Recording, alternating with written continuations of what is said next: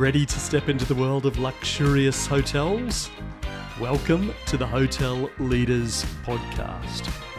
Whether you're an industry insider, a hospitality enthusiast, or simply curious about the world of hotels, this podcast is your backstage pass to the heart of the hospitality industry. I'm your host, Peter Demore. I have a fascination with the hotel industry, and over the last quarter of a century, I have studied it, worked in it, and passed the torch to the next generation. Now, as part of an emerging hotel industry tech startup, I am independent from any specific hotel or chain and able to talk about the industry with a balanced perspective and a certain level of expertise. It's time to check in. Welcome to episode 2. We will explore a truly remarkable hotel story. It's a reasonably well-known story, but there are no podcasts on it until now. I'll take you on a little bit of a deep dive as we learn about the founders, leaders, and history of Accor, an iconic hotel group. We'll have a look at how it all began, its story of the right people in the right place at the right time. We'll also delve into some secrets to success from the founders. So without further ado, here we go.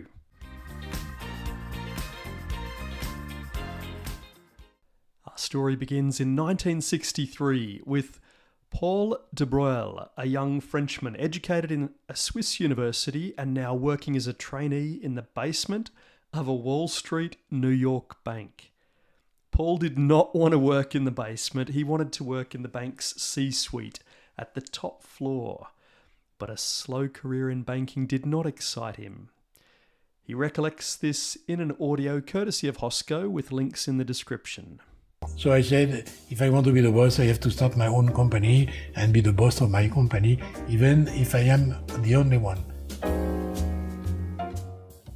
Paul's original plan was to develop a supermarket chain until he met a US marketing guru by the name of Bernardo Trujillo. Bernardo convinced him to take a chance and do something disruptive in the hospitality industry. This was great advice. The modern hotel industry was experiencing, for those in the startup community, hockey stick growth across the USA, boosted along by exponential uptake of cars and commercial flights. US hotel founders like Ernest Henderson, otherwise known as Mr. Sheraton, Conrad Hilton, J.W. Marriott, Kemmons Wilson, Holiday Inn founder, were busily creating hotel empires. Bernardo told Paul, "What we are observing in the US is like reading tomorrow's newspaper today back in France." Paul's imagination was lit as he wondered if he could transplant the idea back home in France.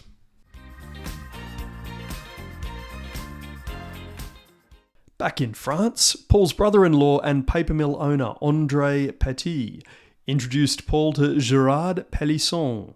GERARD was from a well-to-do family in Lyon and had studied engineering in France before going to MIT in the States and then joining IBM Europe in Paris in 1963. Paul described his idea to GERARD, which was still not fully formulated and quite a bold endeavour. GERARD was won over by the concept for this US-style hotel chain adapted for the European market, especially France. And even though the two had very different personalities, they complemented each other so well. Whilst Paul was quite tall, more studious, matter-of-fact financial type, GERARD was quite short and more flamboyant. He was a larger-than-life character. The problem was the pair had zero hotel experience, was still looking for funding, a hotel name, and even a site for the hotel. It took a tricky 4 years to launch their first hotel, which included lots of planning, meetings with architects, driving around France searching for these sites, and rejection from the bank.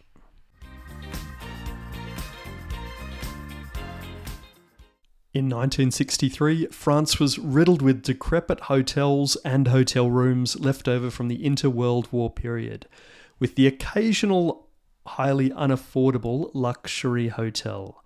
There was almost nothing in the middle.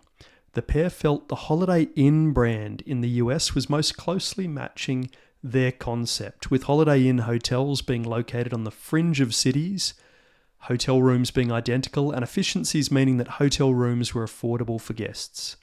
The pair spent 4 years working on the idea, asked 33 friends for funds, 32 contributed. They raised 1.1 million francs, and in 1966 the pair purchased a former beetroot field right on the A1 auto route just outside Lille.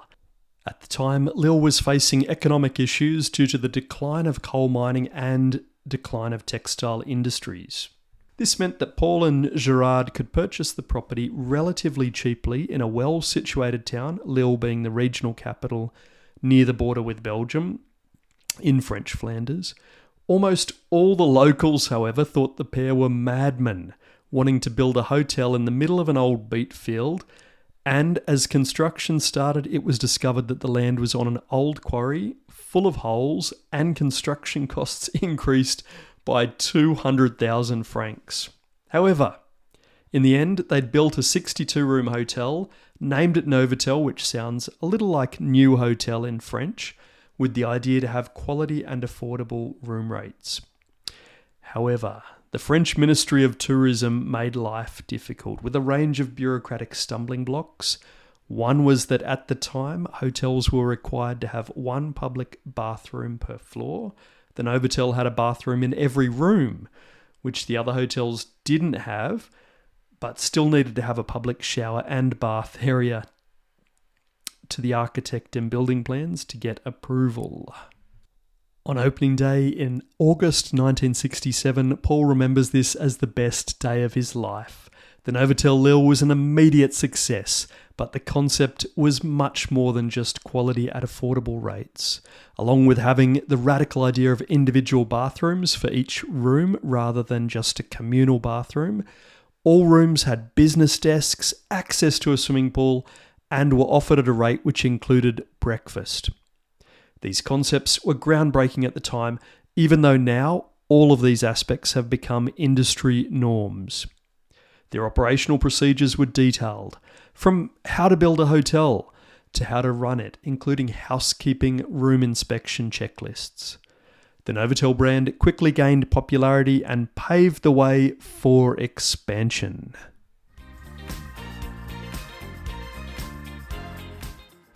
The next 2 years saw the opening of 2 more NOVOTELs, one in the eastern city of Colmar near the German border, and another in the southern city of Marseille on the Mediterranean and France's third most populous city. Paul used to say that the problem with Gerard was Gerard would assume we'll get into trouble and once there, navigate our way out.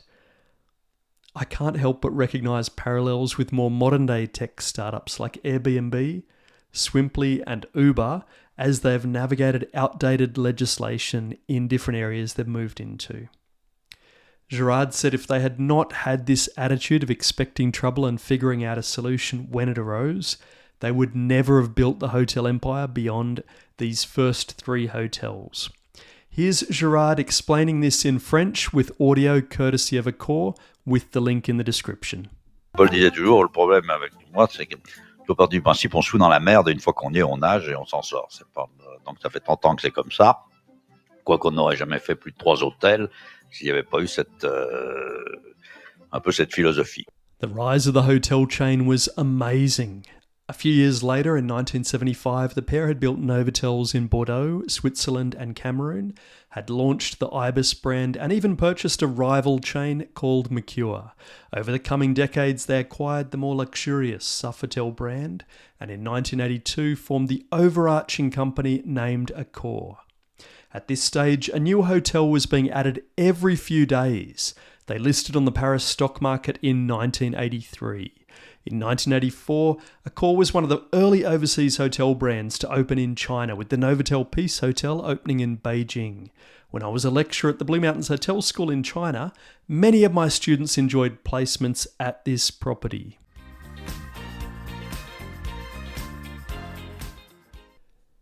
Here is a list I've compiled of the top 10 secrets to success displayed by the Accor founders.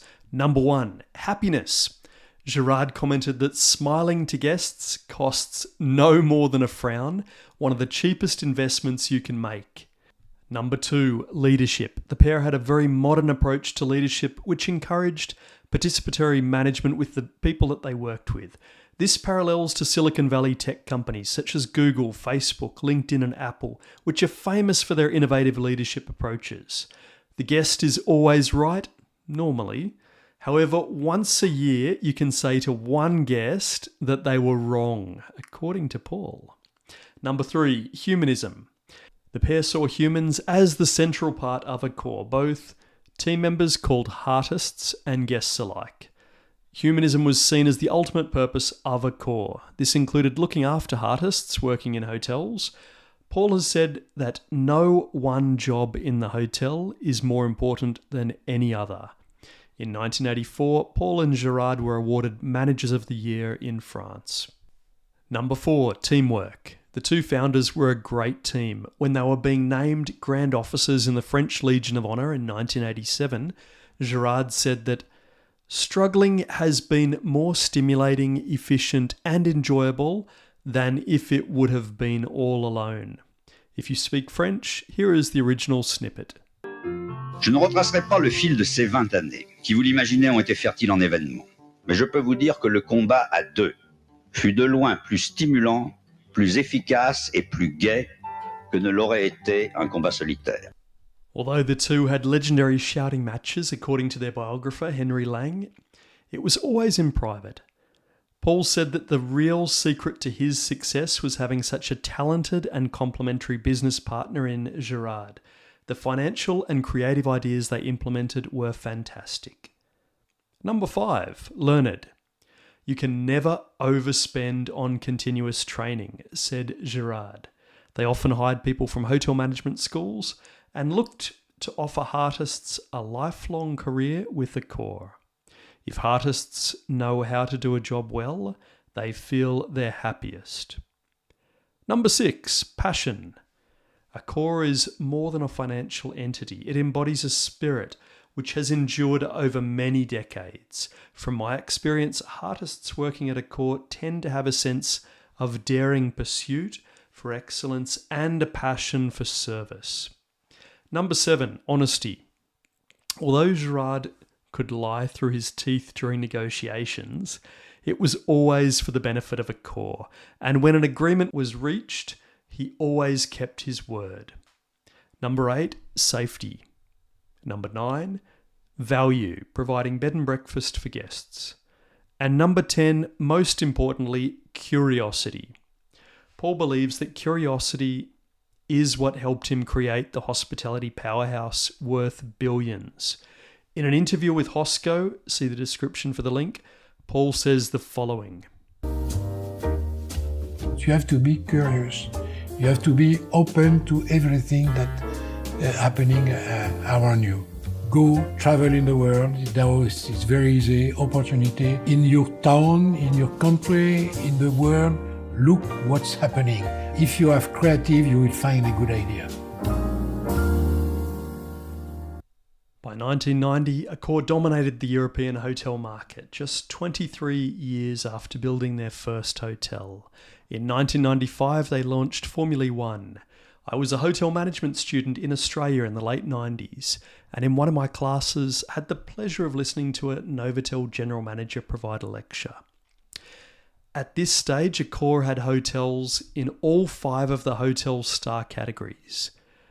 1-star hotels were Formula One, 2-star Ibis, 3-star Mercure, 4-star NOVOTEL, and 5-star Sofitel. After the lecture, I asked the GM what the goal was for Accor, and he said world domination of the hotel industry. A little ominous, but I really liked the structure and later learned of how this could be leveraged to have multiple Accor hotels in one location, providing for different markets and giving the Heartists ability to cross-skill a variety of properties and the hotel to draw on people from neighbouring hotels when required. The brand had grown to become a global giant, and the pair retired in 1997 to become co-chairman Accor's supervisory board. In 1998, Gerard went on to co-found Institut Paul Bocuse, a renowned international school of culinary arts, hospitality, and food service management. Meanwhile, Paul went on to become a politician as mayor of Fontainebleau for 8 years and then member of the French Senate for a further 6 years.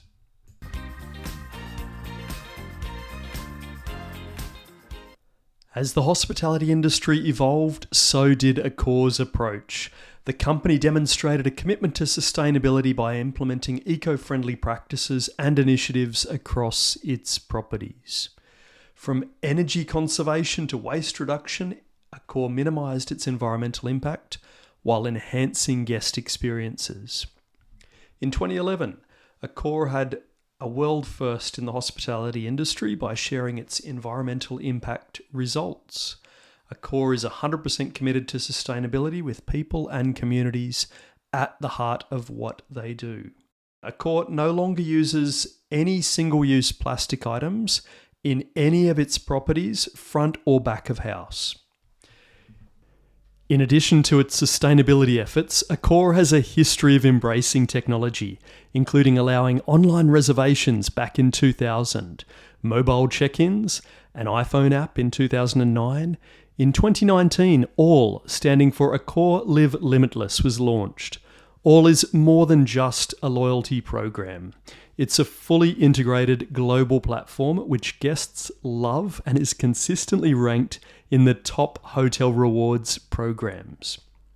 In 2021, Accor Key was launched. Accor Key is an app on your phone which replaces the need to carry a key card. You can open your room, it gives you access to the swimming pool, lift, gym, or anywhere else in the hotel simply by tapping your phone.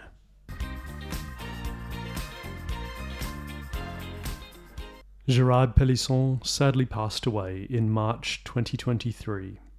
This was a few months before I published this podcast. He was 91 years old. The current CEO of Accor, Sébastien Bazin, said Gerard was the prototype of an entrepreneur, crediting Gerard and Paul with reinventing the rules of France's hotel sector and putting it on a new course of international influence. Meanwhile, Paul is alive and well at the age of 89. Paul is rightfully cemented as a hospitality legend and has more solid advice than most.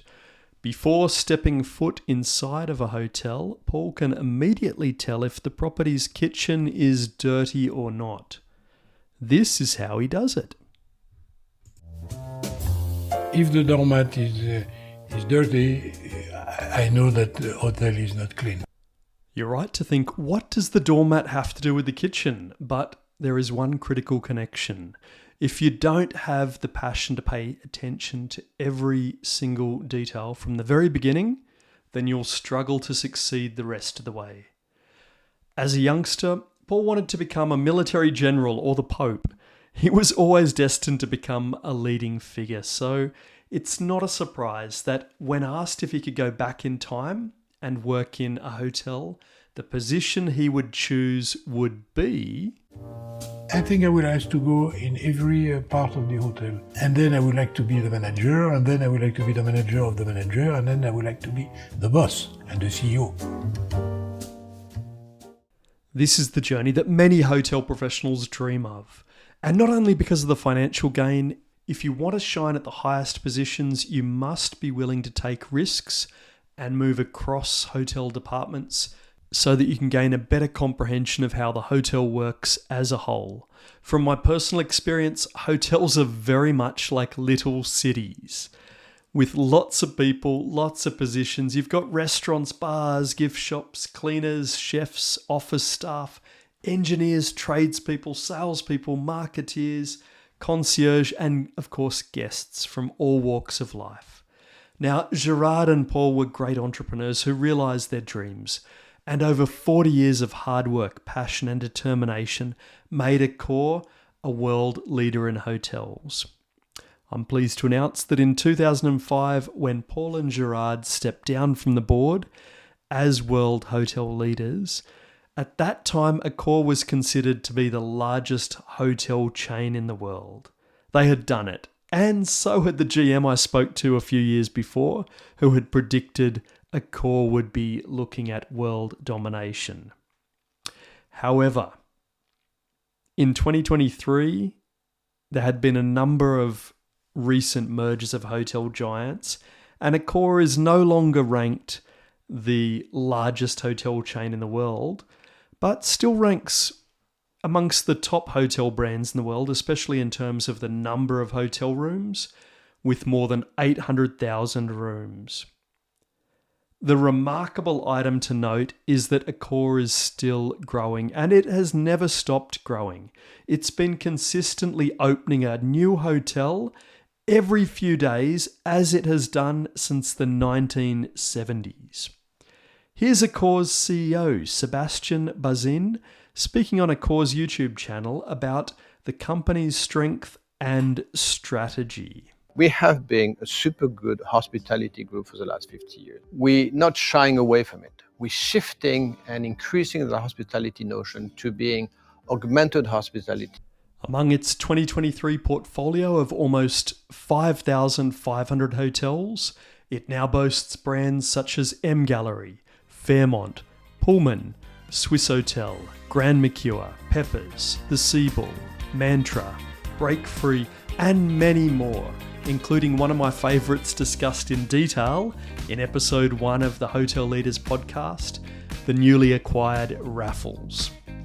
My prediction is that Accor will acquire more US-based brands in the not too distant future to increase its presence there, which is quite small, even though it's the leader in many other parts of the world. Accor is now dabbling in a large way in the Airbnb-type residential hotel marketplace through the brand One Fine Stay. Accor has properties in 110 countries and has more than 300,000 talented Heartists who continue to invent the hospitality of tomorrow and bring to life their passion for the guest. Thank you for joining today's episode. I hope you were inspired, amazed, and enlightened as we unlocked the secrets of the hotel industry's most iconic leaders and iconic hotels. If you had a wonderful time, the best way to say thank you is to subscribe so that you never miss our monthly episodes. If you love showers in luxury hotels, please check out our tech startup at showeraway.com, where we hope one day to provide people on day trips access to the very best hotel showers in the world. Farewell.